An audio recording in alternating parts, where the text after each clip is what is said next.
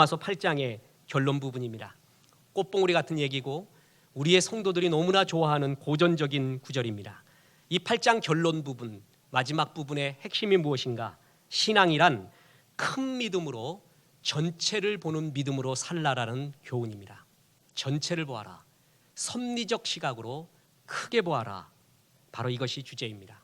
마귀는 항상 우리에게 부분을 보게 해서 낙심하게 합니다. 그런데 성령의 시각, 생명의 성령의 시각은 결국 합력하여 선을 이루어 간다라는 큰 믿음, 큰 시각, 섭리적 시각으로 다가온 모든 일을 바라보라는 것입니다. 단기적으로 보면 고난같이, 악같이, 이해할 수 없는 일같이 보이지만 큰 시각으로 보면 주님이 나를 쓰기 위하여 만들어가는 아름다운 과정이구나 라는 것을 느끼게 된다는 것입니다. 이걸 볼 줄 아는 것이 바로 신앙이라는 것입니다. 여러분, 은혜 받았다는 것이 뭔지 아십니까? 은혜 받았다는 것은 시각이 바뀌었다는 것을 의미합니다. 은혜 받기 전에는요, 쓸데없는 일같이 보이던 게 있어요. 근데 은혜 받고 난 다음에 이게 얼마나 소중한지 몰라요. 예배가 얼마나 소중한가, 기도가 얼마나 소중하고 선교하고 구제하는 것이 얼마나 중요한가. 은혜 받기 전에는 소중함을 몰라요. 은혜 받고 나니까 보이기 시작해요. 은혜 받기 전에는 내가 소중히 여기고 있었던 것이 있는데 은혜 받은 후에는 그것이 아무것도 아닌 날아가는 안개 같은 일이었구나, 그걸 깨닫게 돼요. 그래서 은혜 받았다는 것은 눈이 바뀌었다는 얘기예요. 시각과 가치관이 바뀌었다는 얘기입니다. 엘리야가 실망을 합니다. 그가 죽으려고 했습니다. 그리고 한 말이 뭔지 아세요? 하나님, 나만 남았습니다. 나만 있습니다. 그게 은혜 받기 전의 시각이에요. 주님이 뭐라 그러냐면, 왜 너 혼자냐? 내가 숨겨놓은 7천의 군사가 있지 않느냐? 너 왜 그걸 못 보느냐? 은혜 받으면 그게 보이기 시작을 해요. 이게 바로 은혜 받은 사람의 시각이라는 것입니다. 여러분, 하나님이 우리에게 주신 수많은 성경 중에서 정말 풍성함의 복음, 충만함의 복음, 이걸 읽으면 들뜨게 돼 있어요. 너무 좋은 성경 중에 하나가 에베소서예요. 에베소서는 충만함과 풍성함이 계속 반복되어 나와요. 근데 어떻게 해야 성도가 충만하고 풍성한 줄 아세요? 그걸 이끌어가는 기관차 구절이 있는데 그게 17절에서 19절이에요. 이렇게 나옵니다. 우리 주 예수 그리스도의 하나님, 영광의 아버지께서 지혜와 계시의 영을 너희에게 주사 하나님을 알게 하시고 너희 마음의 눈을 밝히사 그의 부르심의 소망이 무엇이며 성도 안에서 그 기업의 영광의 풍성함이 무엇이며 그의 힘의 위력으로 역사하심을 따라 우리에게 베푸신 능력의 지극히 크심을 어떠한 것을 너희로 알게 하기를 구하노라. 너희에게는 부르심의 소망이 있다. 그 소망, 너희에게 주신 것은 풍성하다. 이것을 알고 그 길을 쫓는 자에게 함께 하시는 성령의 능력이 얼마나 큰 줄 아느냐? 이게 풍성함이거든요. 이거를 볼 줄 아는 뭐라가요? 눈이 밝아져라 이거예요. 눈이. 그러니까 눈이 열리는 것이 신앙이에요. 시각이 바뀌는 것이 신앙이란 말이에요. 은혜 받으면 눈이 바뀌는 거예요. 신앙은 망원경적 시각이에요. 독수리적 시선이라는 거죠. 조그만 부분에 반응하는 게 아니라 부분을 볼 때 전체를 보는 거예요. 큰 섭리에서 보는 거예요. 그게 바로 신앙의 시각, 은혜 받은 자의 시각이라는 것입니다. 마귀는 부분에 반응하게 해요. 그래서 낙심하고 좌절하게 만듭니다. 예를 들어 보겠습니다. 여러분, 여기서는 전부 거룩한 성도인데 운전대만 잡으면 도구로 변하는 사람이 굉장히 많아요. 자기를 절제를 못해요. 특히나 운전하고 가고 있는데 앞에 큰 차가 있어요. 그리고 서 있어요. 가야 될 길인데. 그러면 앞에 무슨 일이 일어나는지를 모르잖아요. 그럼 빵빵하고 저 뭐 하는 거냐? 그리고 가진 부정적인 상상을 다해. 저 졸고 있다, 뭐 하고 있다. 그런데 그때 헬기를 타고 쫙 올라가 보잖아요. 그럼 그 앞에 차가, 그 앞에 또 그 앞에 차가 무슨 일이 벌어졌는지 보여요. 아, 사고가 났구나. 그래서 차가 서 있구나. 전체적인 시각을 보일 때 좀 넉넉해집니다. 분노하지 않습니다. 부분적인 시각을 가질 때 항상 싸워요. 분노해요. 견디지를 못해요. 더군다나 퓰리처상을 받았던 그 도로 위에 오리 가족이라는 사진 아십니까? 오리 가족이 그 길 위를 이렇게 쫙 지나가고 있어요. 그러니까 그 뒤에 차들이 다 서 있어요. 오리 가족처럼. 그리고 전부 창문을 열고 오리 가족을 향해서 바이를 하고 있습니다. 참 휴머니즘이 있는 사진이거든요. 참 좋아하는 사진이에요. 그 앞에 오리 가족이 지나가고 있다는 걸 내가 알면은요 화내지 않아요. 그리고 창문 열고 나도 웃으면서 손짓을 해요. 그게 안 보이잖아요. 그럼 앞에 서 있는 차만 보여요. 그래서 분노하고 짜증나고 막 못 견뎌해요. 신앙이 뭐냐 하면 조금 하나님이 나를 높은 곳에 끌어올리는 거예요. 하나님이 우리를 문제를 해결해 주는 두 가지의 큰 방법이 있습니다. 하나는 문제를 없애주면서 문제를 해결해 줘요. 또 하나가 뭔지 아십니까? 그 문제에 대한 하나님의 시각을 보여줍니다. 그거를 성경 용어로 끌어올리심이라고 그래요. 거룩의 관점까지 나를 끌어올려요. 그 교통사고의 현장에서 헬기를 타고 나를 끌어올려요. 높이. 그래서 그 앞에 오리떼가 지나가고 있어. 얘야 얼마나 신나는 일이니? 기다릴만 하지 않니? 충분히 기다릴만 하죠. 그래서 그 문제에 대한 높은 시각, 큰 시각, 하나님의 섭리의 시각을 보여줌으로써 문제를 해결하게 됩니다. 우리가 항상 걸려 넘어지는 것은 작은 일에 분노하며 전체를 못 볼 때 걸려 넘어지지 않습니까? 여러분 부부싸움하는 경우가 많죠?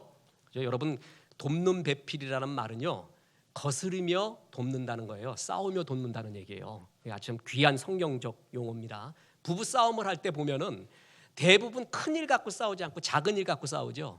부부가요 세계 평화를 놓고 싸우지 않아요. 의견 차가 나가지고 나는 세계가 이렇게 흘러가야 된다라고 그 의견 때문에 싸우지 않아요. 양말을 왜 그렇게 벗어놨냐, 치약을 왜 그렇게 짜냐, 드라마는 누구가 주도권이 있냐, 이거 갖고 싸우지 큰 거 갖고 안 싸워요. 우리가 넘어지는 거는 작은 일이라는 거죠. 마귀는 그 부분에 집중하게 해요. 전체를 못 보게 해요. 파리 잡는 방법이 세 가지가 있습니다. 파리 채로 잡는다. 또 뭐가 있어요? 약을 뿌린다. 그리고 또 뭐 그 벌레 잡는 거 잡아놓는다. 한 가지가 더 있습니다. 옛날 방법으로 여러분 그 장갑 아세요? 투명 장갑. 예, 거기다가 물을 담아놓으면은 나 그거 뭔지 몰랐어요. 아직도 시골 장터에 있어요.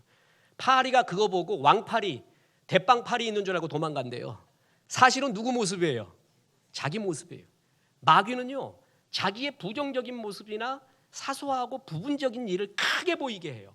그래갖고 거기에 함몰되게 해서 나를 무너뜨려요. 근데 신앙이 뭔지 아세요? 큰 시각으로 보는 거예요. 높이 올라가서 바라보는 거예요. 이게 얼마나 중요한 일인지 모릅니다. 그래서 로마서 8장의 주제가 뭐냐면 전체적인 섭리적 시각을 가져라. 그게 생명의 성령의 법이 너희를 지배할 때 나타나는 섭리적 큰 시각이다 이거예요. 자, 그것이 나타날 때 어떤 시각으로 나를 인도하는가? 첫째로 하나님이 나를 쓰시려 한다라는 시각, 그것을 배우라는 거예요. 우리에게 다가오는 모든 일들 가운데 우리는 이렇게 말해요. Why God? Why me? 주여 왜 그렇습니까? 주여 왜 하필 나한테 그렇습니까? 이런 식으로 말하는 경우가 많아요. 주님은 너를 쓰려고 한다는 거예요. 너를 쓰려고 지금 갈고 닦고 연단하고 있다는 것입니다. 이런 시각으로 보라는 거예요. 오늘 본문에 32절 보세요. 자기 아들을 아끼지 아니하시고 모든 사람을 위하여 내어주시니가 어찌 그 아들과 함께 모든 것을 우리에게 주시지 않겠느냐. 우리 성도들이 너무 좋아하는 구절이잖아요. 이 구절을 크게 믿으세요. 하나님이 아들까지 줬는데 뭘 못 주겠느냐. 주님의 근본 마음은 우리에게 주고 싶은 거예요. 주고 싶은 거야. 자녀에게 우리 부모들이 정말 주고 싶잖아요. 제재를 할 때도 좋은 걸 주고 싶은 거거든요. 아들까지 줬는데 뭘 못 주겠느냐요. 사위는 100년 손님이라고 했습니다. 시골에 있는 장인어른 장모님을 찾아가면 옛날에 그런 일이 있었대요. 닭 잡아주고 돼지까지 잡아주고 딸까지 줬는데 내가 닭 못 잡겠느냐. 요즘은 반대래. 사위가 닭을 잡아가야 된대요. 시대가 바뀌어졌는데 어찌됐든 내가 이렇게 모든 걸 줬는데 너한테 뭘 줄 것이 뭐 있느냐. 이게 하나님의 뭐라고요? 근본 마음이래요. 그러니까 하나님이 때때로 나한테 뭘 달라는 듯한 느낌이 들 때가 있어요. 그게 뺏으려고 하는 게 아니라는 거예요. 달려고 할 때 제일 크게 시험 들었던 사람 하나가 있어요. 그게 누구예요? 아브라함이에요. 아브라함이 그 어렵게 낳은 독자 이삭을 바치라고 했죠. 그때 하나님이 이것을 통과합니다. 아브라함이요. 그때 하나님이 했던 말이 22장 창세기 22장 16절 17절에 이렇게 나와요. 이르시되 여호와께서 이르시기를 내가 나를 가리켜 맹세하노니 내가 이같이 행하여 내 아들 내 독자라도 아끼지 아니하였은즉 내가 네게 큰 복을 주고 네 씨가 크게 번성하여 하늘의 별과 같고 바다의 모래같이 되게 하리니 네 씨가 그 대적의 성문을 차지하리라. 하늘의 별, 바다의 모래 같은 이 축복이 언제 임했는 줄 아세요? 그 테스트를 통과할 때예요. 하나님이 아들 독자를 얼마나 사랑하고 아브라함이 사랑하고 있는지를 알고 있어요. 그래서 뭐라고까지 하냐면은 네 아들, 네 독자 반복하잖아요. 내가 네 마음 안다는 거예요. 그럼에도 불구하고 너는 순종을 보였다는 거예요. 그러면서 그때 임한 것이 하늘의 별, 바다의 모래 같은 축복이 그에게 임한 거예요. 더 쉽게 이야기할까요? 하나님이 왜 가끔가다 우리에게 달라는 듯한 제스처나 우리의 느낌에 뺏어가는 듯한 느낌이 드는 줄 아세요? 우리의 순종을 테스트하는 거예요. 주의 진정한 축복을 담을 만한 그릇이 되느냐 안 되느냐 그걸 보는 거예요. 좋은 걸 줘도 내가 담을 그릇이 없잖아요. 그러면 그 좋은 것은 나한테 해악이 됩니다. 그래서 그 사람의 담을 그릇이 어느 정도 되는가를 순종의 테스트를 하는 거예요. 그래서 이 사람의 그릇이 이 정도구나 할 때 거기에 맞게 부어줘요. 나는 순댓국을 받을 만한 뚝배기예요. 거기다 와인을 따라주지 않는다는 거예요. 나는 아주 아름다운 도자기예요. 거기다가 순댓국을 붓지는 않는다는 거예요. 그 사람의 그릇에 따라 하나님이 부어주는 것이 달라져요. 여러분, 아브라함은 이 정도의 그릇이구나. 너는 하늘의 별과 바다의 모래를 담을 만한 그릇이야. 그걸 알고 그거를 보고 난 다음에 거기에 부어주는 거예요. 결국 하나님은 우리가 보기에는 뺏어가는 듯한 느낌, 피해의식이 들지만 그게 아니라 진짜를 채워주기 위한 과정이었다. 아들까지 줬는데 뭘 못 주겠느냐. 우리가 어떤 일을 당해도 그러한 시각으로 하나님을 바라봐야 된다는 거예요. 보약 아십니까? 이 보약을 먹으면은요, 제가 안 게 있어요. 보약을 바로 먹는 게 아니에요. 보약을 받을 만한 몸을 만들기 위해서 한약을 먼저 먹어요. 그래서 그 몸을 만들고 난 다음에 보약을 먹는 거더구만요. 그래야 그 보약이 몸에 맞게 됩니다. 그렇지 않고 먹으면요, 몸을 오히려 해치게 되는 거예요. 제가 요즘 화두 중에 하나가 화초 살리기. 성도들이 또 외부에서 귀하게 화초들을 줬는데 살리자. 한 마리도 물을 많이 부어도 죽고 적게 부어도 죽고 햇빛 나도 죽고 그늘에 놔도 죽고. 옛날 우리 강순철 선교사가 예수전도단에서 농장할 때 작물 다 죽였어요. 왜 그랬냐 그랬더니 잘 키우려고 물을 너무 많이 줬대. 매일 가서 물 부었어. 다 죽였대. 그래서 막 뭐라 그랬더니 내가 그러고 있는 거예요. 그런데 얼핏 들으니까요, 한약재를 갖다 놓으면은 그게 양분이 되어가지고 이게 좀 이렇게 산다고 그래요. 그래서 인공적으로 주사기 꽂는 것보다는 한약재 놓자 그러니까 난 또 한 걸음 앞서 나가잖아요. 한약재 좋아. 내가 정말 화초에 투자해보자. 그래서 내가 지금 먹고 있는 한약을 내가 이렇게 하나를 부어가지고요, 제일 죽어가려고 시들시들하는 놈이 있어. 그놈한테 과감하게 부었어요. 내 향유옥합을 다 부으리라. 그래갖고 다 부었어. 열흘 뒤에 완전히 죽어버렸어요. 열흘 뒤에. 아주 이거 어쩌면 좋겠어.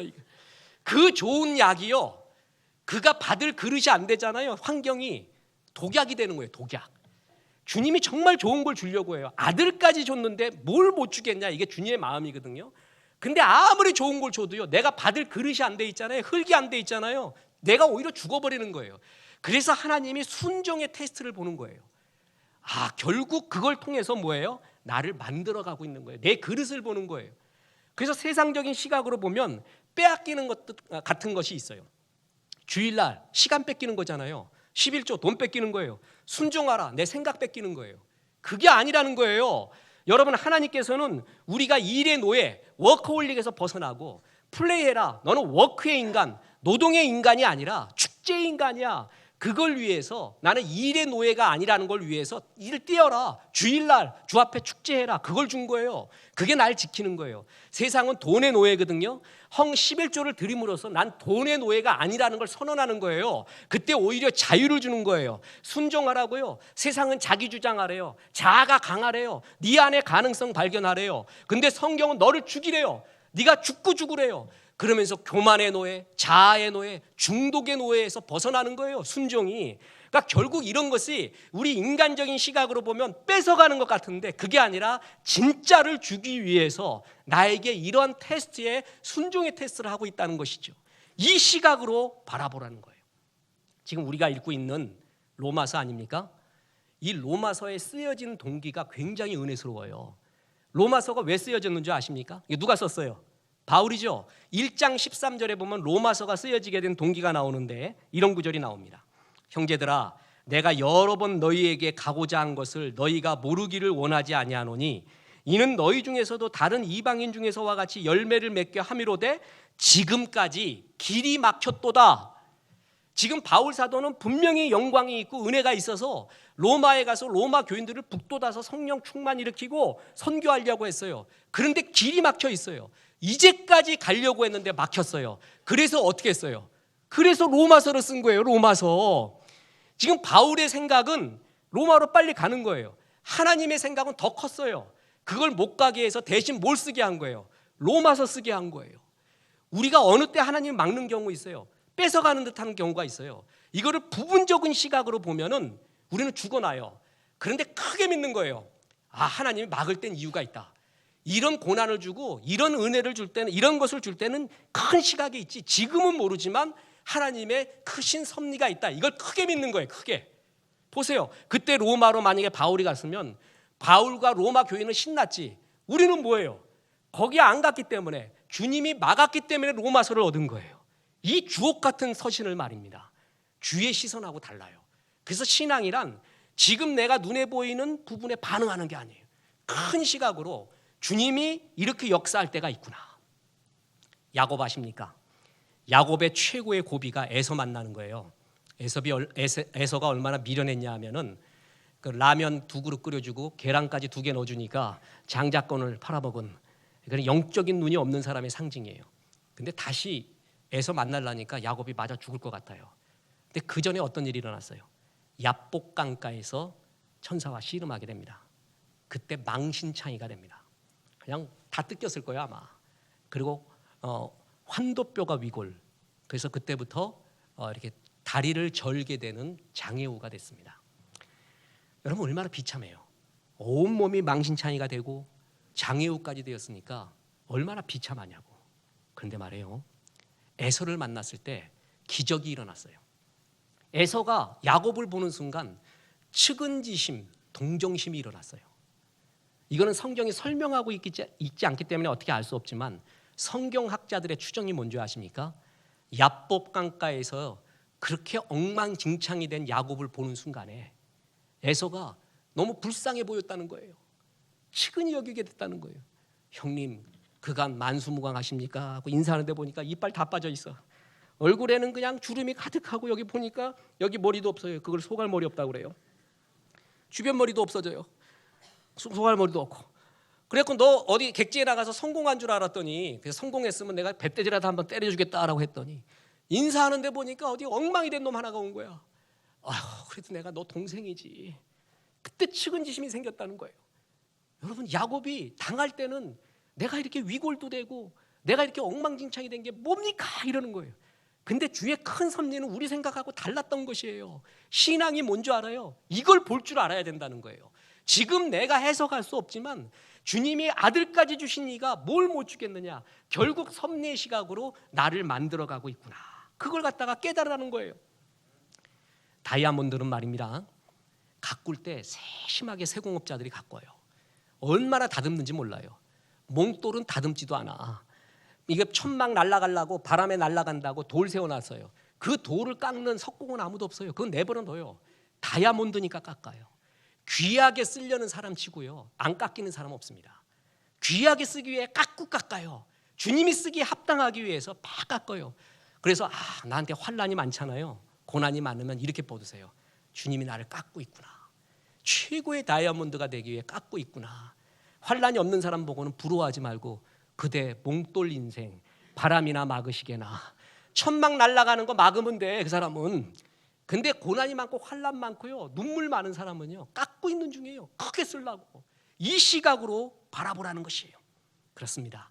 그리하여서 너는 결국 하나님이 쓰시기 쉬운 사람이 되라.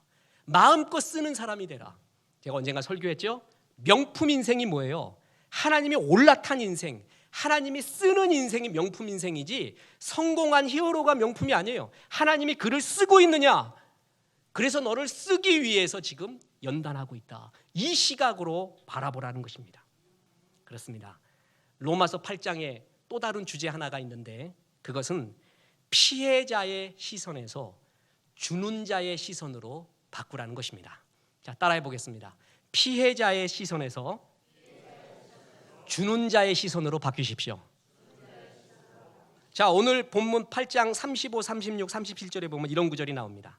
누가 우리를 그리스도의 사랑에서 끊으리요 환난이나 공고나 박해나 기근이나 적신이나 위험이나 칼이랴 기록된 바 우리가 종일 주를 위하여 죽임을 당하게 되며 도살할 양같이 여김을 받았나이다 함과 같으니라.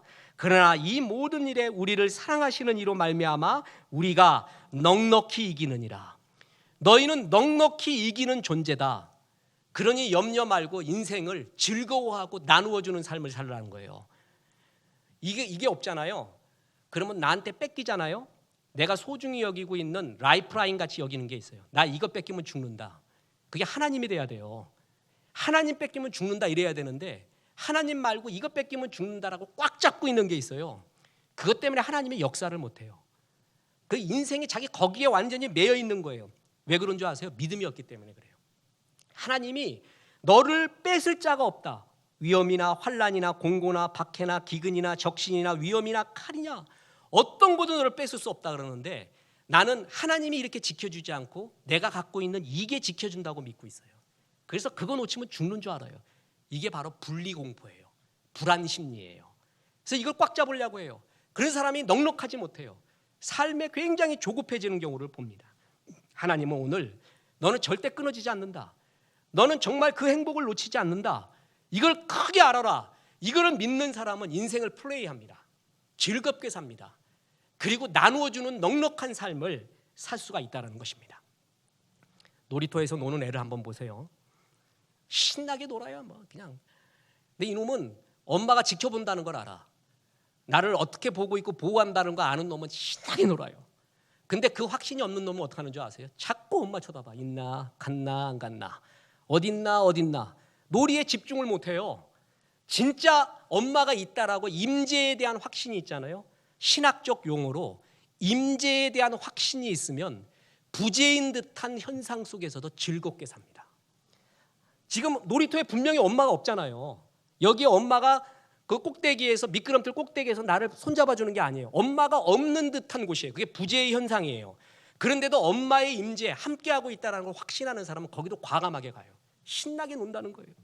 이 하나님의 임재에 대한 확신이 없는 사람이 그냥 어디를 가도 불안해하는 거예요. 분리공포에 넉넉하지가 못하다는 것이죠. 그렇습니다. 그래서 하나님에 대한 임재가 사랑에 확신이 있는 사람은 이거 뺏겨도 되지, 이거 줘도 되지, 그러면서 이웃에 대해 넉넉한 시선으로 바라보게 된다는 거예요. 저는 카메라를 유일하게 기계 중에 다룰 줄 아는 사람이고 유일하게 욕심이 있다면 카메라. 근데 지금 찍을 진짜 시간이 없어갖고 못 찍고 장비도 다 팔았습니다. 전에 얘기했죠. 총각 때 장만했던 모든 카메라 장비 생활하면서 다 팔면서 달 보고 울었어요. 달아, 너는 내 마음 아느냐. 우리 집사람 그때 찬송을 불렀어요. 그래가지고 이 카메라까지 좋은 카메라의 1%의 차이를 알아요. 좋은 카메라맨이 사진 찍으러 왔는데 사진학과 학생인가 봐요. 어유 아저씨 참 좋은 카메라 갖고 계시네요. 하셀브라드를 딱 갖고 있는 거예요. 그랬더니 이거 내가 산 게 아니라 우리 형님이 사줬어. 그러니까 그 학생이 깜짝 놀래요. 그러면서 나도 이런 소리예요. 그러니까 카메라맨이 나도 그런 형님 있으면 좋겠다 이렇게 말하는 줄 알았어요. 그게 아니었습니다.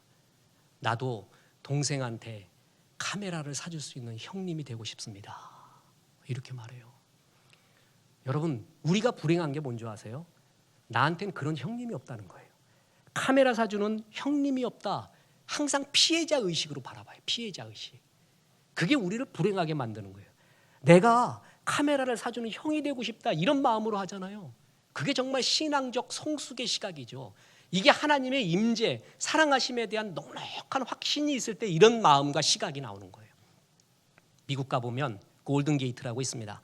샌프란시스코와 마린반도를 연결하는 참 미국 공부하고 거기서 여행할 때 골든게이트 그 황혼에 물드는 그 금빛 그래서 골든게이트예요. 정말 멋져요. 그래서 거기 사진 좀 찍으러 갔더니 오늘 날씨가 안 좋아서 별로일 거래. 그래서 나는 햇볕 쨍쨍한 날일 것을 기대했어요. 그런 날은 아무 밋밋하거든요. 가보니까 안개 껴있고 해무 피고 환상적이야. 그 사람들은 그게 나쁜 날씨래, 사진 찍기에. 나하고는 정반대였죠. 너무 좋아서 찍었어요. 여러분, 이게 1930년대 만들어지는 그런 현수교 아닙니까? 이게 두 개 기둥 세워놓고 케이블로 연결한 거. 근데 별명이 죽음의 달이었습니다. 왜냐하면 그거 만들다가 얼마나 많은 사람 떨어져 죽는지 몰라. 죽음의 달이었어요, 별명이. 그래서 시당국에서 이거 어떻게 하면 좋겠는가 그래갖고 아주 간단히 말해서 그 밑에다가 그물을 쳐놨어요. 그물. 그 금문교 밑에다. 그리고 마음껏 일해라. 그랬더니 사고율이 100분의 1로 줄어들었습니다. 100명 죽을 거 1명 죽었어요. 밑에 그물이 있는 걸 알고 신나게 일해요. 나 떨어져도 뭐라고요? 그물에 걸리니까 나 죽지 않는다. 이 확신이 있는 사람이 신나게 일을 하더라는 거죠. 하나님에 대한 그물의 확신, 나를 붙잡아주고 선하게 인도한다는 확신이 있는 사람은요, 인생을 플레이합니다. 그리고 나누어주는 넉넉한 삶을 살아요. 서커스 아십니까? 서커스의 하이라이트는 공중근해 아시죠? 어떤 서커스든 이게 하이라이트라고 합니다. 근데 이 공중근해 제비돌기 있잖아요, 근해. 이거를 가르칠 때 그 공중 제비도는 그런 아가씨들이나 남자나 제일 먼저 가르치는 게 뭔지 아십니까? 제가 그 속이 보고 놀랐어요. 밑에 20m에 있는 그물에 떨어지는 법만 가르친대요. 1, 2, 3 점프, 1, 2, 3 점프. 그 다음에 이거 메고 가고 있다가 점프, 놔라, 한 바퀴 돌고 내고.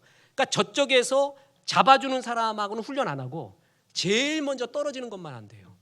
그걸 수백 번 반복을 한대요. 이유가 뭔지 아세요? 나 떨어져도 그물 있다, 염려하지 마라. 그러니까 그냥 떨어져도 그물이 있고 공중 제비돌기 하다 떨어져도 그물이 있고 그에 대한 확신을 가지라는 거예요. 그러나 떨어져도 죽지 않는다. 그물이 확실하게 받쳐준다. 그 확신이 있을 때 마음껏 공중 제비돌기 한대요. 이게 뭐야? 하나님의 사랑에서 끊을 수 없느니라. 그 그물에 대한 확신이 있을 때 삶이 넉넉해진다는 거예요. 다리가 없는 여우가 있었어요. 사냥꾼이 그걸 보면서 이놈 잡아먹을까 했는데 그래도 불쌍해서 또 어떻게 되나 하고 보자 했더니 이놈이 그 다음 날 가도 안 죽은 거예요. 이상하다 하고 봤더니 호랭이가 먹을 것을 갖다가 여우한테 갖다 주는 거였어요. 여기서 이 사냥꾼이 크리스찬이었어요. 감동을 먹었어요. 야, 진짜 공중의 새도 하나님이 참새도 다 먹이는구나. 나도 이제 이 힘든 사냥꾼 그만하고 호랭이처럼 먹여주는 걸로, 주님이 먹여주는 걸로 살자. 그래서 그때부터 기도를 했어요. 주님, 호랭이 보내주셔서 먹여주십시오. 하나도 안 먹여줘 그냥. 그래도 끝까지 믿었어. 그러다가 굶어 죽었어요, 이 사람이. 그러고 이제 천국에 갔어요. 그래서 하나님한테 항의를 했어요. 주님, 나 그때 사냥꾼 받고 분명히 여우가 다리 다쳤을 때 호랭이 먹여주는 거 먹고 피를 받았습니다.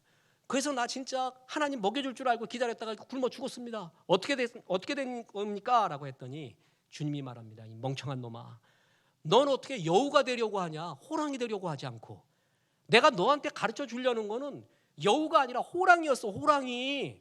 근데 너 왜 여우라고만 생각하니, 네 자신이? 우리가 세상 살 때 항상 생각이 뭔지 아세요? 내 여우 갖다 주는 사람, 나는 피해받는 사람, 피해자의 입장에서 봐요. 아까도 나는 그런 형님이 있으면 좋겠다. 그런 나한테도 돈 많이 주는 사람이 있으면 좋겠다. 항상 그걸 부러워해요. 내가 주는 사람이 되려고 생각을 왜 안 하냐고요. 호랑이처럼 나한테 물어주는 그런 존재가 있으면 좋겠다. 그게 없으니까 불행하다. 왜 그런 생각을 하냐고요. 이게 비신앙적인 사고예요. 주님이 그물로서 날 잡아준다고 크게 믿으면요, 내가 사주는 사람이 돼야지, 내가 호랑이가 돼야지, 이런 시각이 나타난다는 거죠. 이게 성경적 시각이에요. 아들까지 줬지 않느냐. 그리고 너는 끊어지지 않는 거야.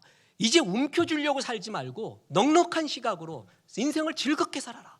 기쁘게 살고 너의 그 풍성함을 이웃한테 나눠줘 봐라. 주님, 나눠주면 난 죽습니다. 이거 없으면 죽습니다. 그런 식으로 살지 마라. 이제 성령이 임한 사람은 이 큰 믿음으로 산다. 바로 그렇게 말하고 있는 겁니다. 여러분, 오늘 좋은 팁 하나, 교육의 좋은 팁 하나를 주겠습니다. 유대인들은 말이에요, 12살이 되기 전까지 성경 해석에 대해 절대 말해주지 않습니다. 어떤 구절이 나오잖아요. 그럼 이 구절은 뭘 의미한다라고 해석해주지 않습니다. 대신에 스토리텔링, 그 구절을 100번, 1000번 반복하게 합니다. 암송이에요, 암송. 그래서 모세가 이렇더라. 모세의 이야기를 스토리텔링 계속 읽게 해요. 그냥. 그래서 모세는 너 이렇게 살아야겠지. 우리 부모들이 제일 범하기 쉬운 거 얘기해주고 자기가 빨리 답을 말해줘. 얘가 이렇게 깨달았으면 좋겠다 그래갖고 빨리 답을 해석을 해줘요.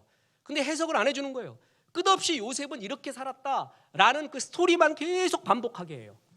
그러면 자기가 살다 보면 요셉과 같은 경우, 모세와 같은 경우가 나타나거든요. 스토리텔링이 완전히 익숙해지면요, 그때 자기가 모세가 되고 요셉이 됩니다. 그래서 그때 모세가 이렇게 했지, 요셉이 이렇게 했지라고 바로 나가버려요. 그래서 성경 구절을 해석을 안 해준다는 거예요. 해석을 함과 동시에 뭐냐면 그 넓고 넓은 하나님의 교훈이 하나의 해석, 하나의 의미로 축소되어 버립니다. 12살 때 애들 때 그런 걸 가르쳐주지 않는다는 거예요. 그게 얼마나 하나님의 은혜를 제한시키고 있는 것이냐. 그게 좁은 시각이라는 거죠. 마귀가 주는 게 한 가지의 부분의 시각에 목숨 걸게 하는 거예요. 여러분 이런 거 많이 들어보셨습니까? 홍해. 이게 원래 홍해라는 것이요, 진짜 영어로 보면은 히브리어로 보면은요 갈대바다가 맞아요. 원어의 뜻은 갈대. 그래갖고 자유주의 신학자들이 이걸 언제 깨달았어? 그래갖고 어리석은 크리스찬들이요, 그게 홍해가 아니라 갈대바다예요. 어떻게 바다가 그렇게 나눠지고 그러냐? 그래 갈대가 이렇게 바람에 싹 갈려진 거지. 그거를 문학적으로 표현한 거야. 이러면서 이 자유주의 신학이 무지몽매한 크리스찬들을 향해 좀 이런 자부심을 갖고 있었어요. 기도 열심히 하던 오직 주님만 바라보던 학생이 그걸 딱 듣는 순간 시험에 들었어요. 그래서 괴롭습니다. 그리고 아저씨 알겠습니다 하고 딱 떠나는데 갑자기 이 학생의 가슴에 성령의 불이 또 임해요. 할렐루야 그러는 거예요. 아저씨 정말 하나님은 위대하십니다. 그래. 왜 그래? 그러니까 그 갈대바로스로 갈대로 하나님께서는 애국 군사를 다 죽였습니다. 바다보다 더 위대한 거야. 바다보다 더 위대한데 어떻게 갈대로 사람을 다 죽여? 바다로 죽였다면 이해가 가는데. 그러니 하나님 더 위대합니다. 마귀가, 자유주의가 틈을 없어요. 틈을. 그 사람은 시험 줄 틈이 없는 거예요. 이게 신앙이에요. 여러분 하나의 해석에 매여 있는 이 자유주의자는 그래서 하나님이 어쩌느니 저쩌느니 그냥 복잡해져.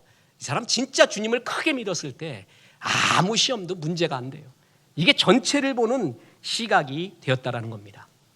우리가 잘 아는 김구 선생의 백범일지 있잖아요.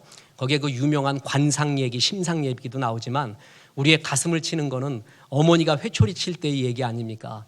그 우리 엄마들이 애들도 감동 먹어라 하고 계속 말해주는 그 얘기. 백범이 좀 거친 데가 있어서 어머니한테 회초리를 많이 맞았대요. 종아리.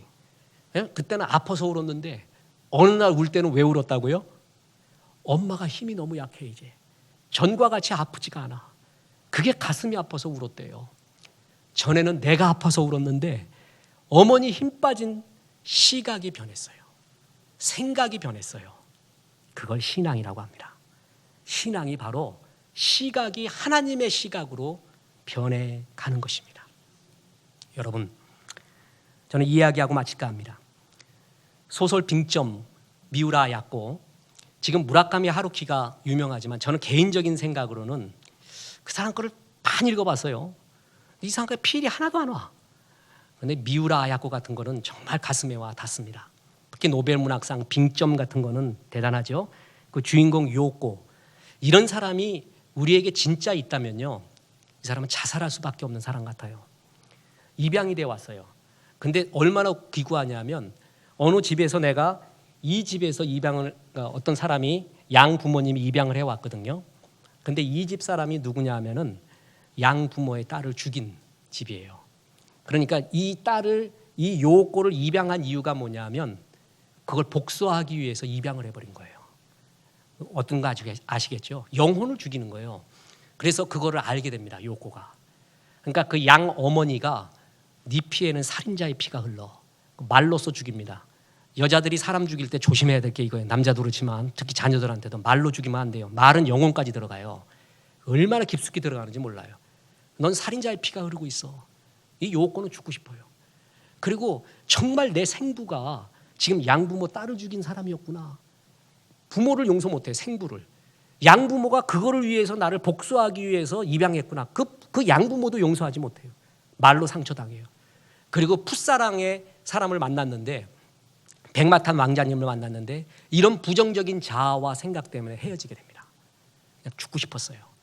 그래서 죽자. 그래가지고 자기 생부가 그 딸을 죽였다라는 그 산으로 올라갑니다. 나도 여기서 죽어야지 하고 올라갔는데 올라가서 이제 문득 자기의 뒷모습을 돌아온 길을 바라봤어요. 눈이 오는 길이었습니다. 자기는 똑바로 올라온 줄 알았는데 비틀비틀 갈지자였어요. 발자국이. 그걸 보고 느낍니다. 나는 내가 똑바로 살아온 것 같지만 참 큰 눈으로 바라보니까 갈지자의 비틀거리는 거룩이었구나. 그래서 비틀거리는 사람들을 이해를 합니다. 양부모도 생부도 나에게 아픔 준 사람도 나와 똑같이 비틀거리는 사람들이었구나. 조금의 이해를 하게 됩니다. 자기가 이 걸음만 보고 가면은요 똑바른 것 같아요. 조금만 높이 보십시오. 내가 그렇게 멋진 존재인가? 나도 그런 존재 아닙니다. 그때 넉넉한 마음이 봅니다. 하나님의 시각이 내 가슴 속에 맺히게 됩니다. 그러면 그 사람이 참 은혜의 사람으로 변하게 돼요. 그렇습니다. 주님은 큰 믿음을 가지래요. 그래서 너는 부분에 반응하지 말고 전체를 바라봐라. 너를 쓰기 위한 하나님의 과정이었단다. 그리고 이제 피해 의식에서 벗어나서 주는 사람으로 넉넉하게 삶을 바꿔봐라. 하나님의 시각을 받아들이고 즐겁게 살고 나누어주며 살며 하나님의 시선에서 사람들을 은혜의 시선으로 바라봐라. 우리에게 이 말해 줍니다. 이게 로마서의 하이라이트요. 이런 시각으로 변하는 것을 신앙이라고 합니다. 여러분, 저와 여러분이 그렇게 되기 바랍니다. 그래서 넉넉한 하나님의 시선으로 살아가기를 주 예수의 이름으로 축원합니다.